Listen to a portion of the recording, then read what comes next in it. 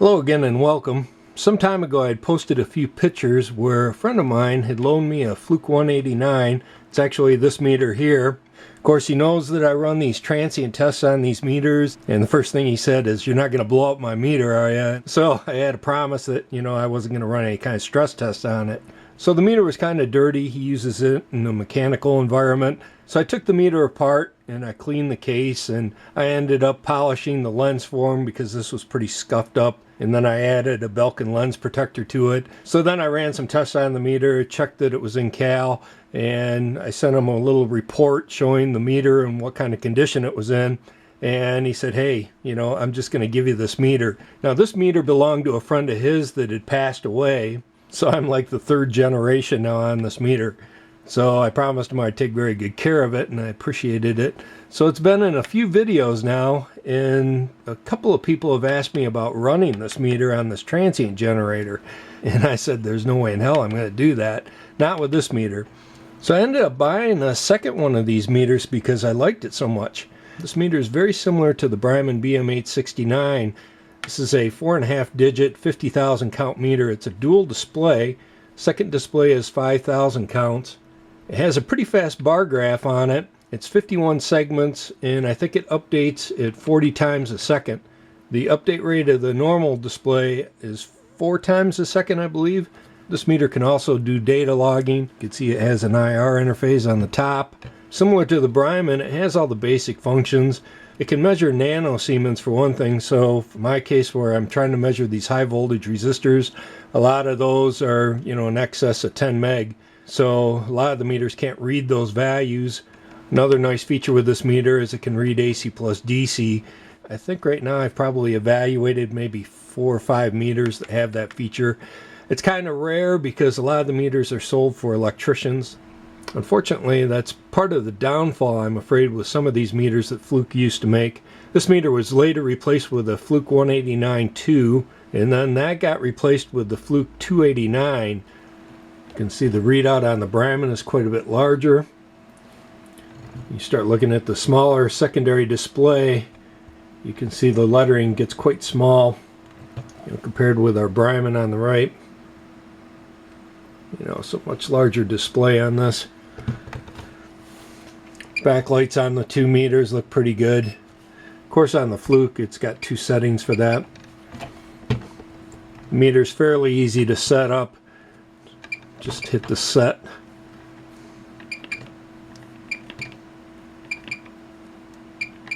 You don't like the beep. Number of digits. Backlight. This is your power off setting. It's got a real-time clock. Set it for 50-60 hertz. That's the factory reset. So like I say, I bought a second one of these. That's this meter here. And this one is actually in very good condition. You can see there's hardly any blemishes on the case at all.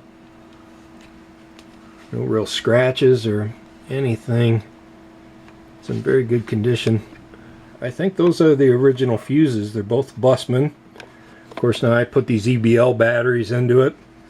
There's absolutely no signs where the batteries had ever leaked. You can see the contacts are all in very good condition on this. The one problem this meter had is the supercap was starting to go, so I've gone ahead and replaced that. So I'd rather not run this meter as well because it's in such good condition. So what I've been doing is looking around for a dead Fluke 189 that I could possibly repair and maybe use that to do some transient testing on and just try to get a feel for how robust these meters were. For these particular tests, I wouldn't even care if the lens was shattered. All I really care about is that the circuit board hadn't been mucked with. So as long as some junior electronic hobbyist hadn't touched it with a soldering iron, I think I would have been in pretty good shape. Once somebody's gone into one of these and started to hack away at it and they don't have the skills for it, I really am not interested in looking at it. So one of the things I was considering too is I didn't want the meter to be in such good condition like this meter here or the one that my friend gave me. It'd be almost kind of a sin to take a classic meter like this and stress test it to failure. So I believe I've found us a meter that we can use to actually test. And this is it. So you can see it's the real deal. It is a Fluke 189. This is actually in very good condition.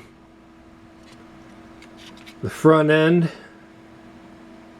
doesn't appear to have ever been stressed.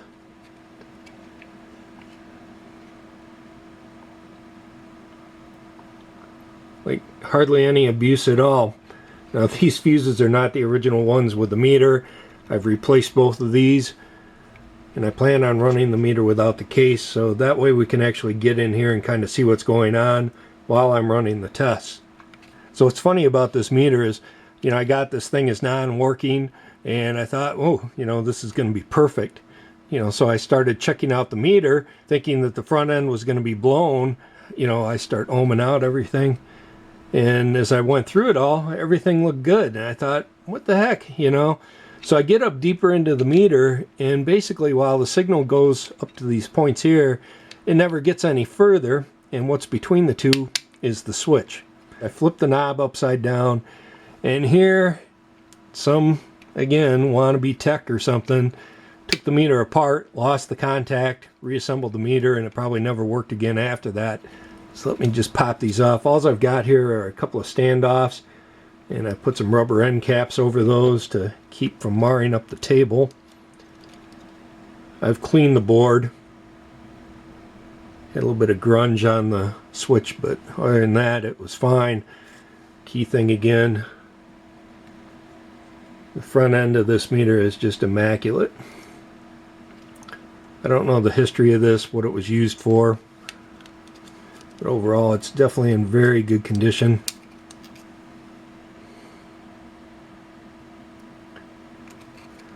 Again, I bought the meter to run this test. So if it survives, this would be a very good parts meter. So let me show you the switch.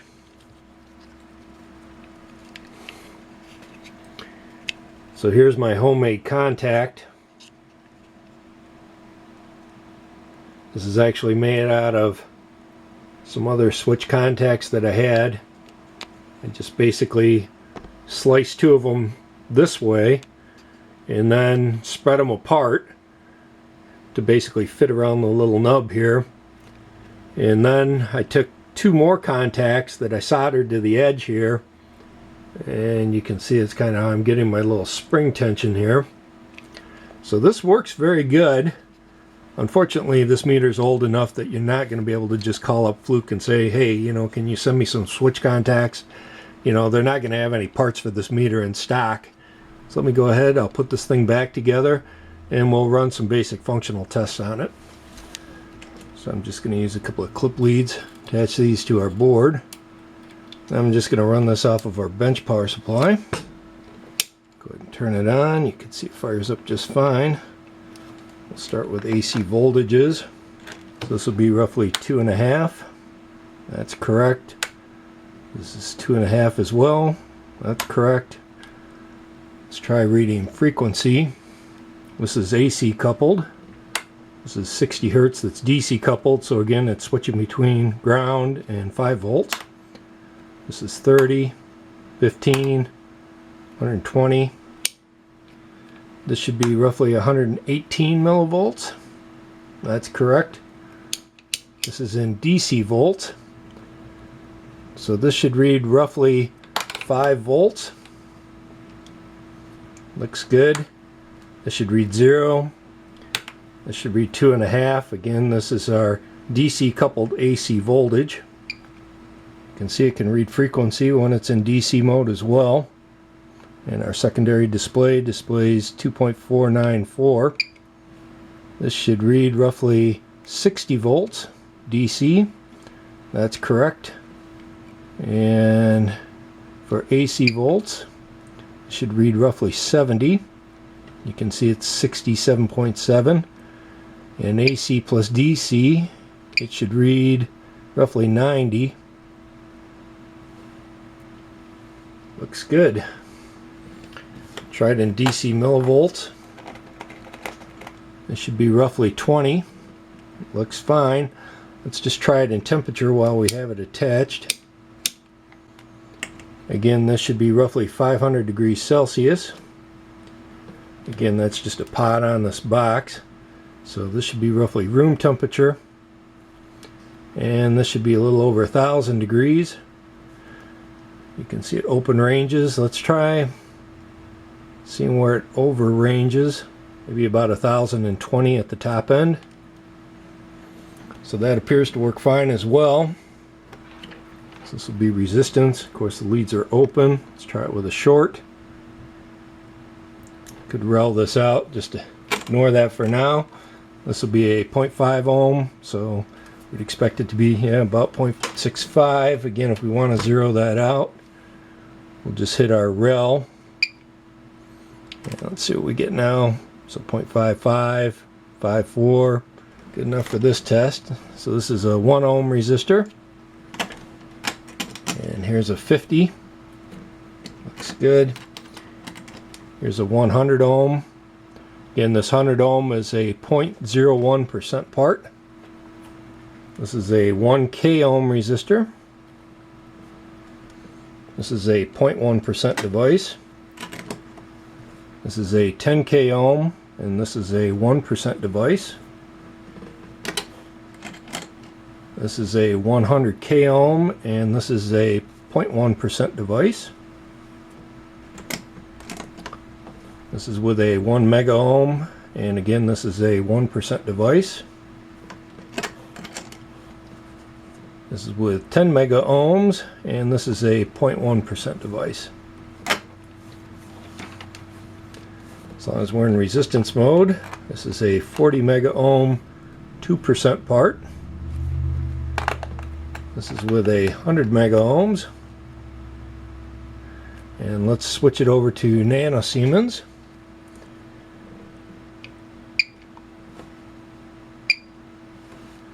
So this should read 10. You can see it's pretty close, 9.99. This is a 1 giga ohm, so this should read 1 nanosiemen. Looks good, real good. Let's try continuity.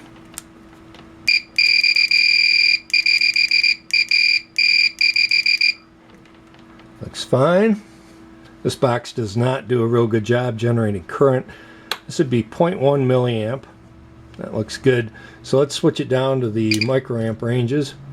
And again, this should be 100 microamps. Dead on. This will be 10 microamps. Looks good. This will be 1 microamp. And this will be 100 nanoamps. A little off there, but not too bad. Let's just take one of the other Flukes and we'll put these two in series.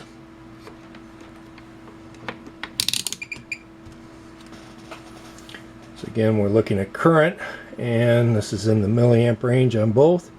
So this is roughly 23 milliamps. Let's take this up a little higher, so 45. So changed out our series resistor. Let's turn this up a little higher. So there's 100 milliamps.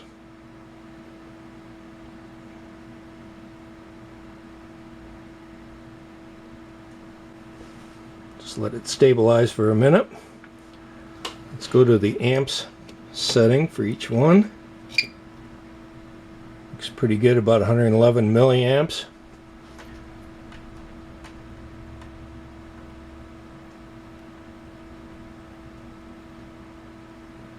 .74 amps, looks pretty good.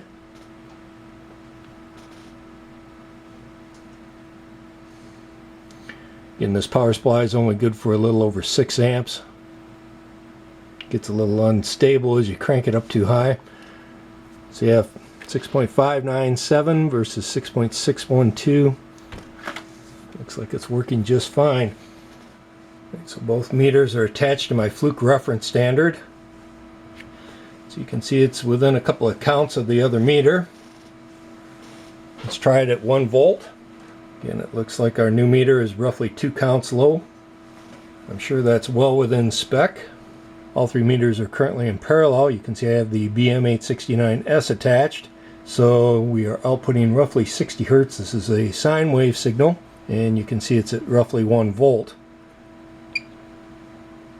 You see the Flukes can read the frequency just fine. I'm sure this one has no troubles as well. 50% duty cycle, 8.36 milliseconds. So what I'm going to do now is go ahead and increase the frequency, and let's see what the roll off on these meters looks like. So you can see this is at roughly 205 kilohertz.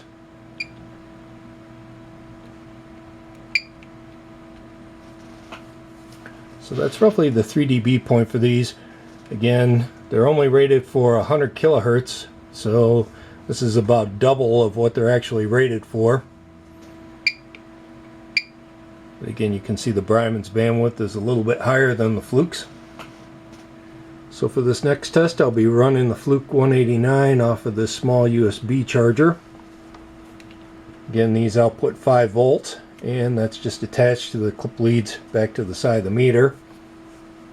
So on my left, you can see I have one of the high voltage power supplies out.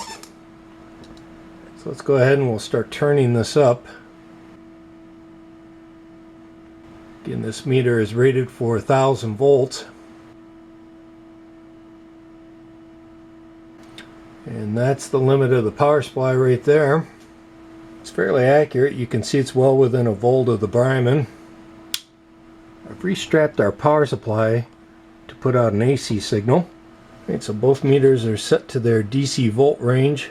The secondary display is the AC value. So our Bryman is currently reading 538 volts AC versus the Fluke at 542, and our DC offset is 9.6 versus 9.3 on the Fluke. So let's go ahead and we'll change that DC bias, and let's see if there's any effect.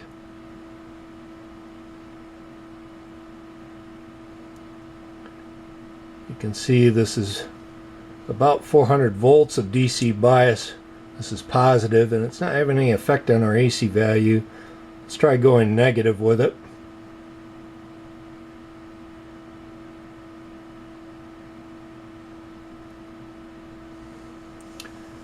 Again, a little over minus 400 volts, and you can see it's not having any effect on either meter. Of course, we know that's going to be the case with the Bryman.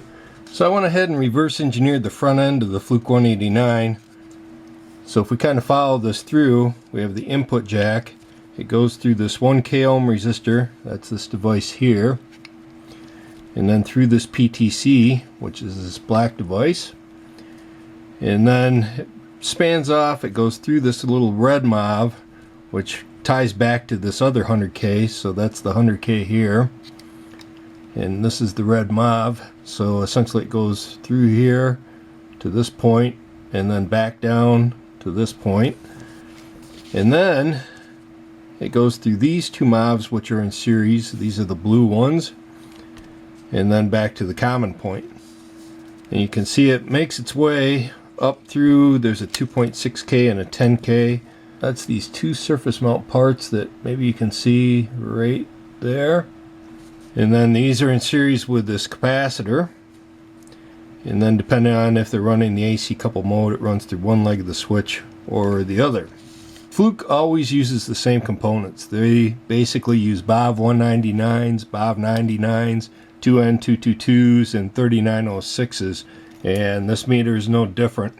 So if we kind of follow this up through, essentially it goes through this AB contact, which is these two contacts here, and it goes straight into a BAV 199. Now all these parts are located up in this corner of the board, I believe. Yep, you can kind of see them up in there. And so essentially if we put a negative spike in, so if this terminal goes negative in respect to this one, you can see the path is straight from here through this BAV 199, back through the switch, back through the PTC. So essentially this diode is going to clamp this node 0.7 volts below the common point. Now if the input were positive in respect to the common, that current's going to flow through here and then through this leg. So this is the other half of the BAV 199.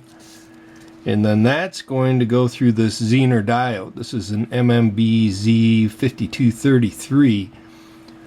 and this is a 6-volt device. So basically these two parts are what's making up our high-speed clamp. The interesting thing about this is this zener I would have expected to be up in the same area with all the rest of these parts, but it's not. It's actually located next to the IC on the bottom side of the board and very close to that IC chip. So I'm not sure what their reasoning was that they moved this so far away, but I'm sure they had their reasons. Maybe they ran out of board space. That area is kind of dense when you look at it. So now that I kind of have an understanding of how this works, let's go ahead and we'll run a few tests on it. Alright, so right now I just have our meter attached to my bench power supply, and you can see we're putting out about a 1/2 volt. Let me just go ahead and turn this up a little bit. So if we look at this lead of the 1K, you can see it's roughly 7 volts. Come over this side, 7 volts, 7.1 volts, and now let's get to this side of the PTC. So our clamp is not activated, so let's go ahead and rotate the knob.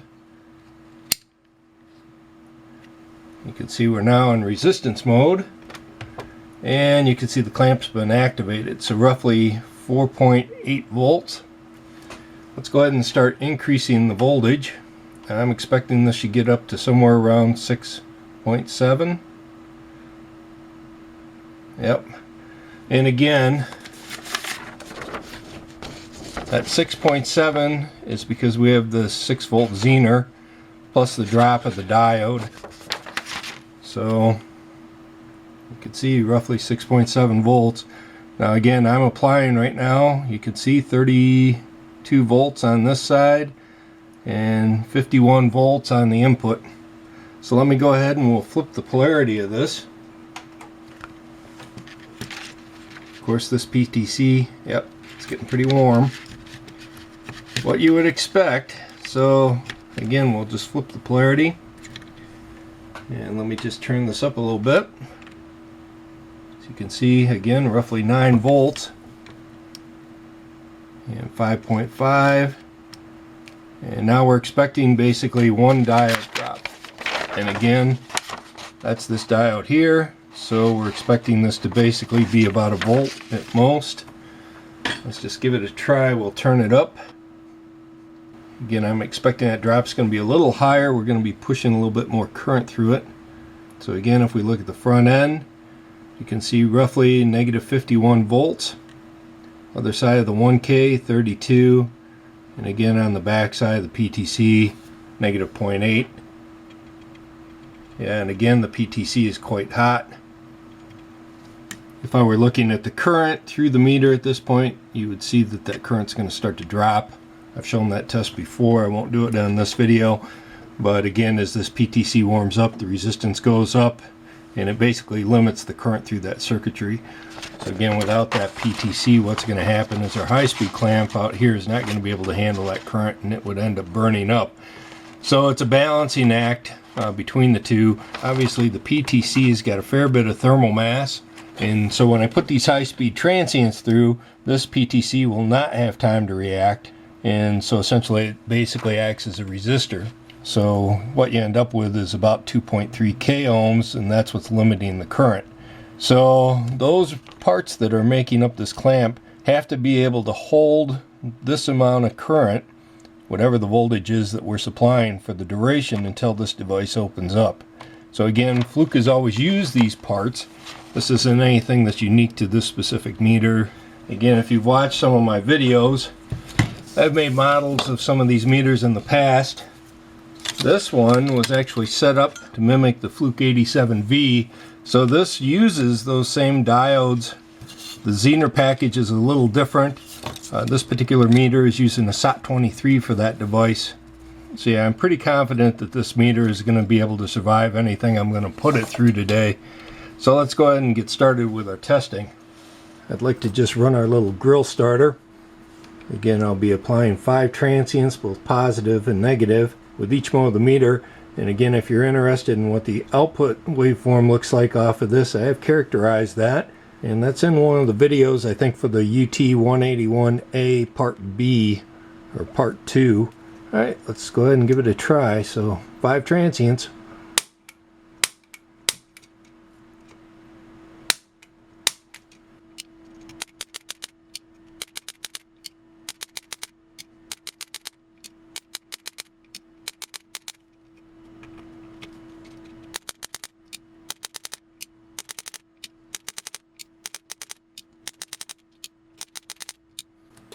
Alright, let me go ahead and functional test this.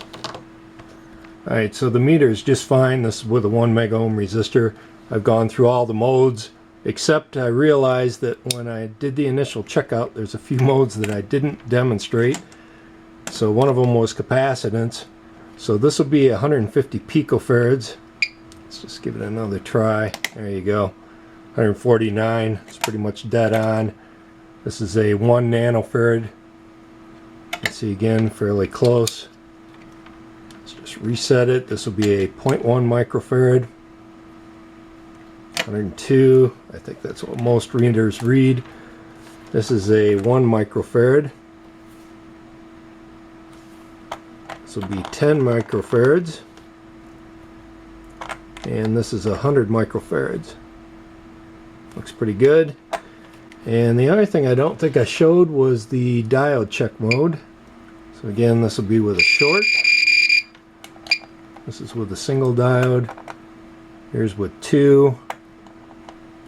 And this is 2 in series with our LED. Let's see, it has no trouble lighting that, even with the 2 diodes in series. Let's just try it with a single diode. It should be, yeah, about 2.6, that's right. So it appears that the meter survives our piezo grill starter, or piezo as I call it, grill starter test just fine. Alright, you can see I have our homemade ESD gun out.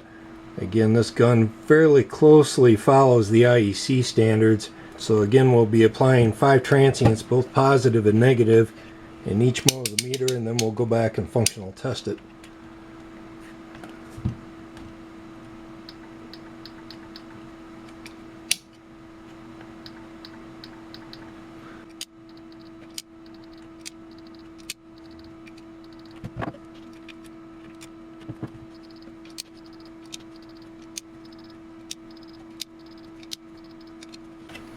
Alright, let's go ahead and functional test the meter.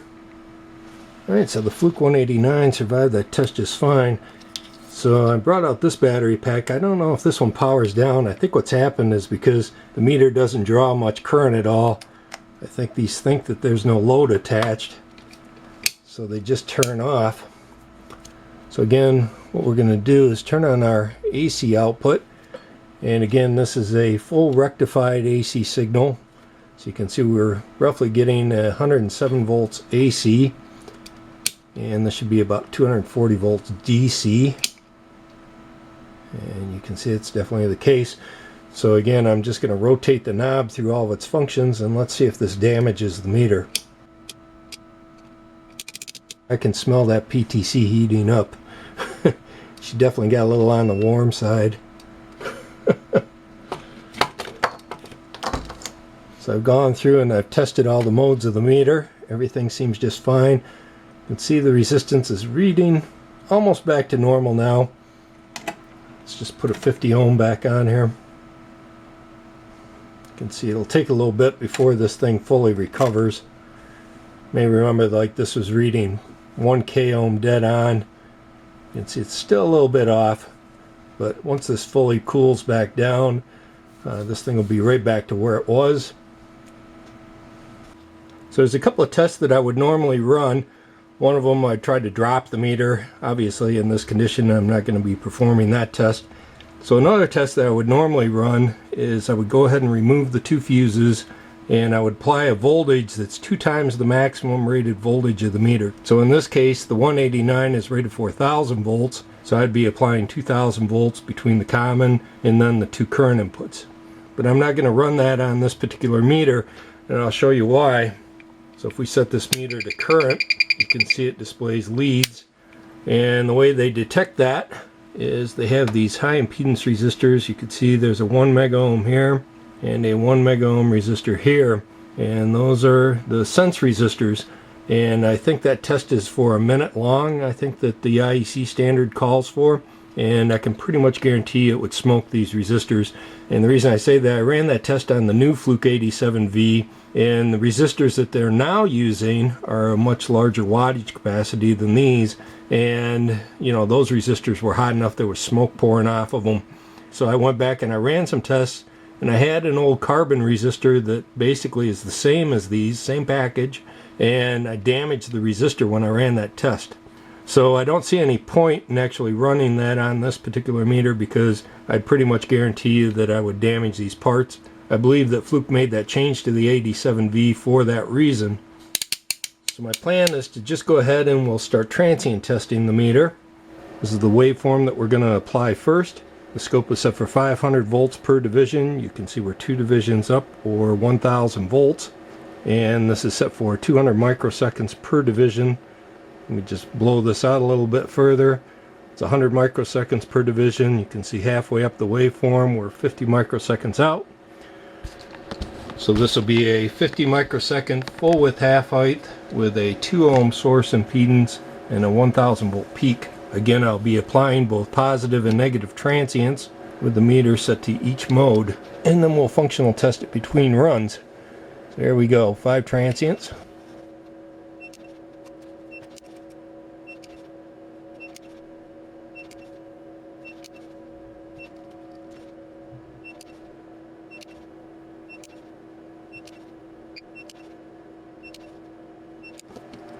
Okay, so the 189 survived that test just fine.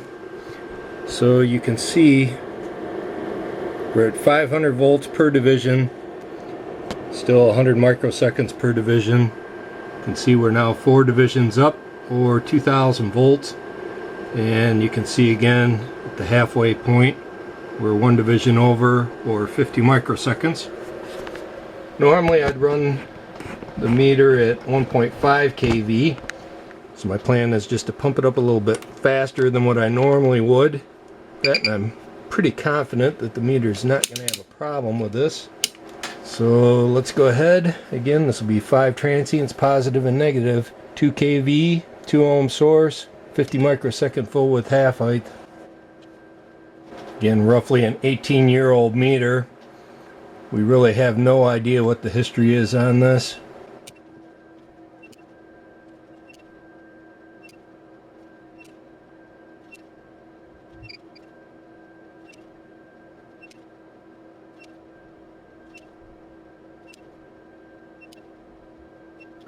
Alright, so our meter passes functional just fine. You can see I currently have a 100k ohm resistor attached.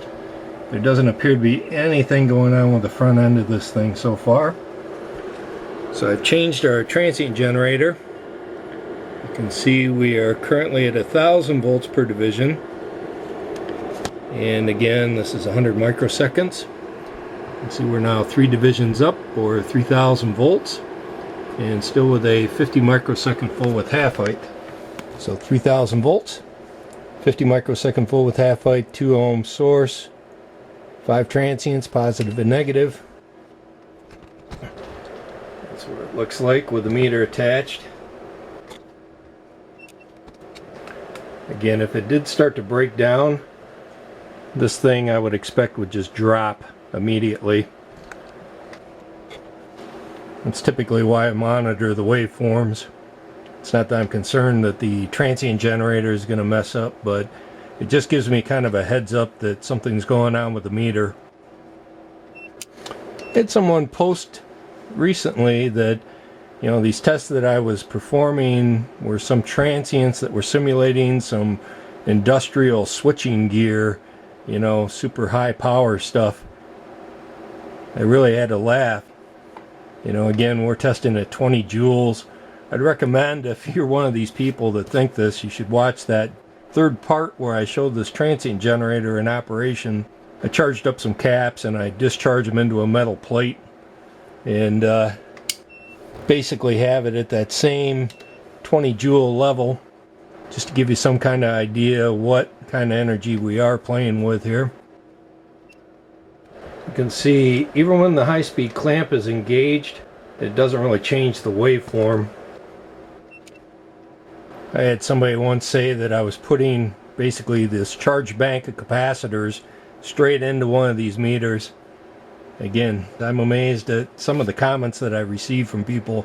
You would think if you're working with something technical like a handheld meter that people would have some basic understanding of what they're talking about, but that's not always the case. When I first started running the tests, somebody had commented about the probes that I used to run them and how unsafe they were. You know, of course, this is a homemade probe of my own design, but back then I think I was using my little Tektronix probe. I wasn't running tests up in the voltage ranges that I run today. But again, I was thinking, wow, this is all real low energy, you know, stuff that I'm playing with. Those probes are perfectly suited for this kind of work. In case you're wondering, I'm just running this meter off of an external battery pack right now. We don't want to set up any kind of a ground loop where something breaks down. We could actually have that feed into our power supply. It's just a sheet of Teflon. Just want to get this thing up off our ESD mat. Alright, so the Fluke 189 passed that test with flying colors. It's doing real good so far. So again, that was 3,000 volts. So I changed our generator. You can see we're still at 1,000 volts per division and 100 microseconds. And you can see we're now 4 divisions up, or 4,000 volt peak. Here we go.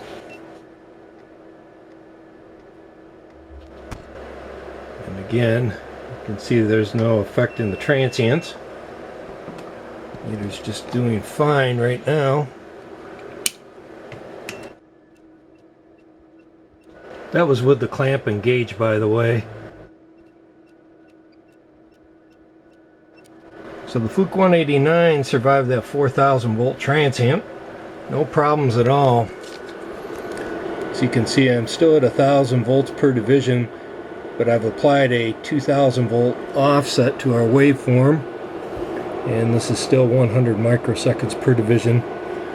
You can see we're now 5 divisions up, or 5,000 volts peak. Again, halfway up would be roughly here, which is a 50 microsecond full width half height again.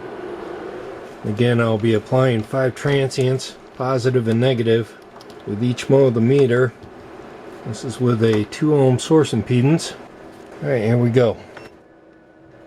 Again, you can see it's not affecting the waveform shape at all yet. Of course, I started at the resistance range. What I'll do is just work my way up and then go back down. Again, now I'll just run the lower modes.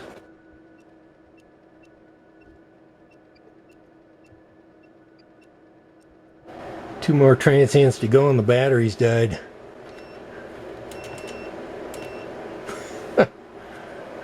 Alright, here we go.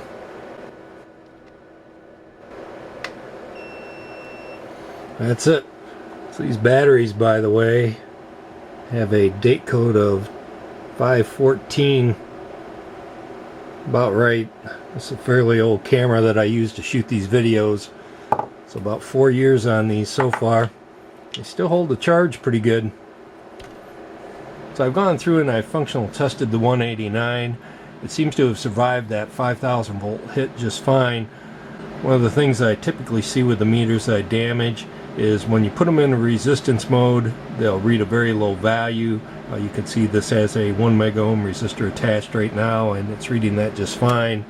Another symptom that I typically find is when it's in the temperature mode, assuming the meter has it, the temperature won't be correct at all. So this should be roughly 500 degrees Celsius, and you see that that's correct. So yeah, so far I'm pretty happy with the meter. It's doing quite well. So I've gone ahead and I've set up our generator for the next level. Now this transient generator is capable of putting out about 6,000 volts peak. I always say I test under 20 joules. This is actually about 15 joules I get out of this thing, and that's again with that 50 microsecond full width half height. And it's always strapped for a 2 ohm source impedance. I never change that. So this is with the generator set for its maximum. You can see we're still at 1,000 volts per division. I've changed our offset to minus 3,000 volts now. And you can see we're still at 100 microseconds per division. And you can see we're now just under 6 divisions up, or again 6,000 volts. and at the center point again we're 1 division over, or 50 microseconds. In the original test that I ran, where I purchased a bunch of $50 meters, it came down to 2 meters. It was the Fluke 101, and a meter it's made by Unity, but it's sold under the Ampro brand, and that's the AM510. And of course that AM510 failed, I don't know, somewhere around 5,000, 6,000 volts. And of course that Fluke went on to, you know, I don't know where it actually would get damaged at, because it's never been damaged. But I decided at that point that basically, you know, that would be my cutoff. So that's the reason that this generator goes up to the level it does. Now, I kept the old generator around. I actually revamped it to where I could semi-easily change the output waveform without reconstructing it. In the very first test, I was basically redesigning that transient generator for every single test that I performed. A lot of people got upset, like with the 139, that I don't know what ended up happening, but Unity shipped that meter late. It came on a boat or something. So it showed up, I don't know, halfway through the test or something. So I hooked it up to the transient that I was running at the time, and of course it blew the front end on that 139, and that was the end of it. People didn't like that I damaged that meter so quickly, but you know, there's no way I was going to go back and rebuild that generator to repeat all those tests. Of course, that's the reason that we have this generator now. I thought if I was going to continue to run tests like these, first thing I needed to do was design a generator that was programmable. Alright, so again, this will be 6,000 volts with a 50 microsecond full width half height and a 2 ohm source impedance. About 15 joules on this test. You can hear the LaCroix going through its autocal. And you can see the waveform looks really good. There's no sign of any kind of breakdown.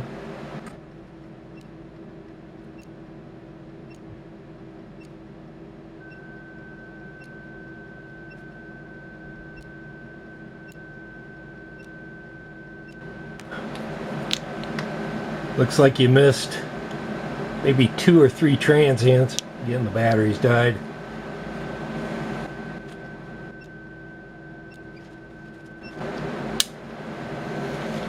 Okay, that's it. Let me go ahead and check this thing out. Looks like our Fluke 189 has survived everything that we can get out of this transient generator. So that's pretty good. Again, that's basically what I consider a cutoff point. If it makes it through that first generator, I'm saying it's a pretty robust meter. Give you some idea, this is all the data I've collected so far. Last meter I ran was this meter K, and you can see this thing failed the piezo grill starter test. A lot of them have. You can see this is the testing here with the piezo. This is the 220 volt test, and you can see there's 1, 2, 3, 4, 5, 6, 7, 8, 9, 10 meters on all the ones I've tested that were damaged by just those 2 tests. This is at 1,000 volts here. You can see quite a few of them fail. This is at 1,500 volts. Again, quite a few fail. 2 kV. You know, it starts weeding it out. You can just see the trend here. Once you start getting out into, you know, this is 3,000 volts. You can just see most of the meters have dropped off by this point. So this is the test that we just performed. It's just shy of 6,000 volts. You can see I've got 2 meters here that passed. This one is the Radio Shack, model number 220087. This is the Fluke 107. Down here is the Bryman BM869S. Beneath that is the second Bryman meter. This is the one that Bryman had sent me to run that life cycle test on the switch. This is the Fluke 87V that I had repaired and then repeated my tests on.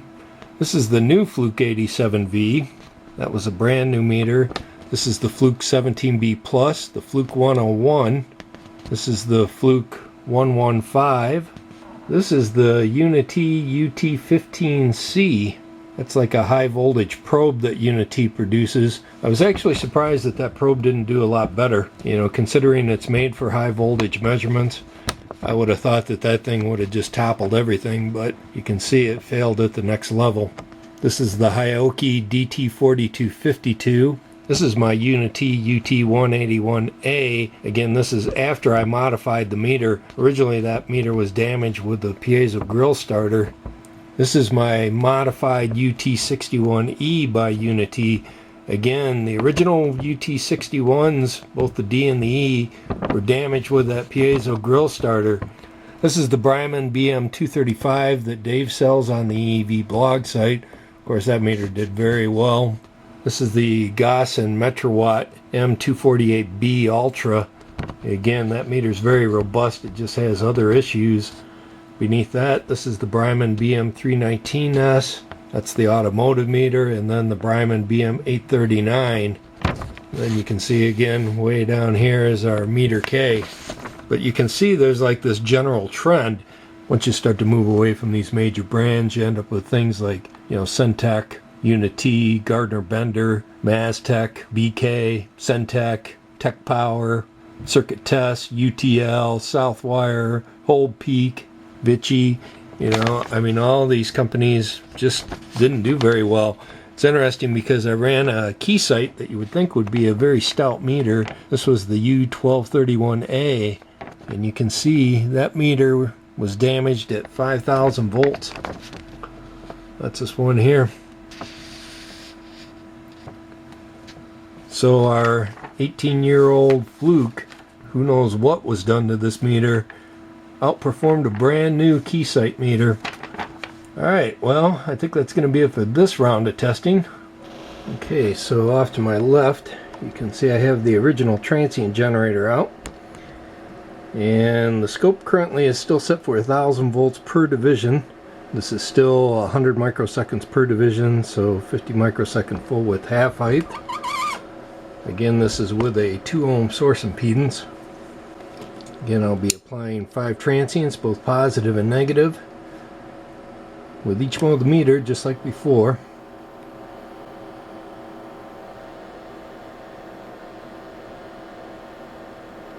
Give you an idea what that transient looks like.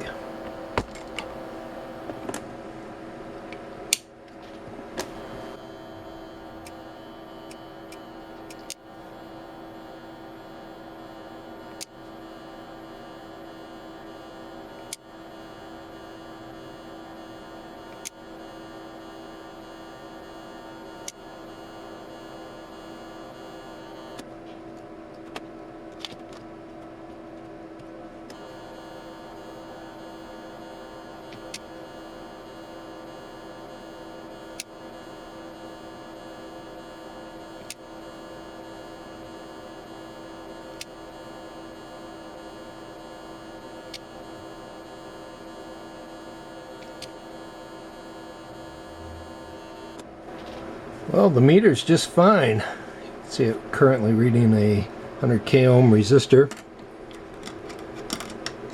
This is a 1k ohm. It's in capacitance. This will be a 0.1 microfarad. Switch it to temperature. Again, this is roughly 500 ohms or 500 degrees.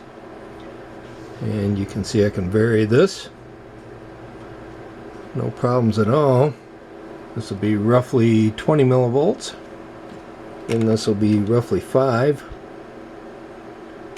And this will be about 60. And AC millivolts, again, this will be 118 or so. And this is an AC volt. This will be about 2.5 and 2.5. This should be roughly 70. That looks good. Again, this is with the leads open. Let's just try it with a real high value resistor. So again, this is 1 giga ohms. Let's just put it into nanosiemens. And this should read 1. So there you go, there's a 1 gig ohm resistor, dead on. That's about a 6,500 volt peak. So yeah, I don't think I'm going to run it up any higher. The meter I think is actually rated for 8,000 volt peak. I mentioned early on when I started all this testing that I had actually talked to a couple of different companies about their test philosophy, because there's a little bit of confusion surrounding the standards and really what is required to meet these safety standards. And again, that's not something I really care about, but it is interesting that there's so many different perceptions about what these standards mean. And a lot of people will say, you know, basically the standard is there just to protect the user, and there is no requirement that the meter actually survives these tests. Again, this is 61010-2-033. And this is the 2012 standard, and this is section 14.101, and this is titled Circuits or Components Used as Transient Overvoltage Limiting Devices and Measuring Circuits Used to Measure Mains. And we can see down here it says, no hazard shall arise due to the operation of the overvoltage limiting component. The component shall not rupture and shall operate as intended during the test. If the component is heated as a result of the test, it shall not heat other materials to their ignition points. Tripping the circuit breaker of the mains installation is an indication of a failure. If the results of the test are questionable or inconclusive, the test is to be repeated 2 more times. And we can see here it gives a table with the impulse withstand voltages. And this would be a category 4 versus category 3. So again, when I had spoke to a couple of different companies, one of them happened to be Fluke, and the person that I spoke with there actually told me that Fluke designs the meters to actually survive these transients, not just keep the operator safe, but where the meter would actually survive. Now, I spoke with another company that wasn't Fluke, who told me that basically it was fine that the meter was damaged during the testing as long as it didn't create a hazardous condition. Now, I'm not a safety expert. I really don't know how you would interpret these standards. Again, that's not really what these tests are about. But I thought it's kind of interesting that basically the only Fluke that I've seen damaged at a low voltage was that old Fluke 87V.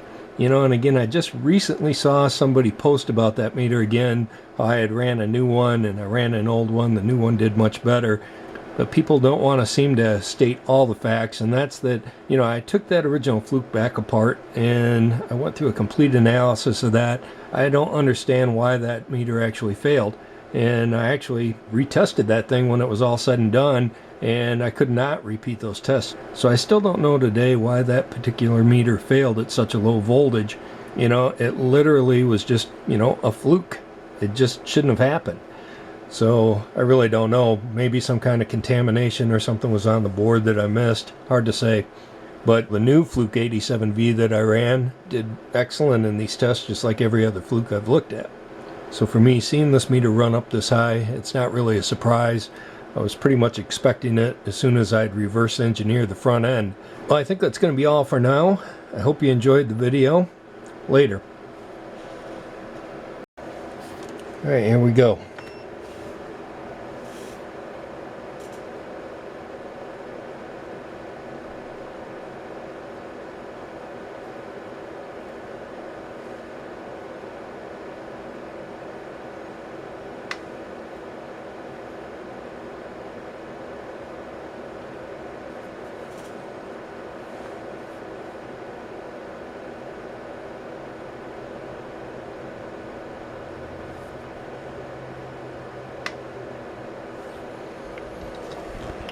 Again, you can see it's not affecting the waveform shape at all yet.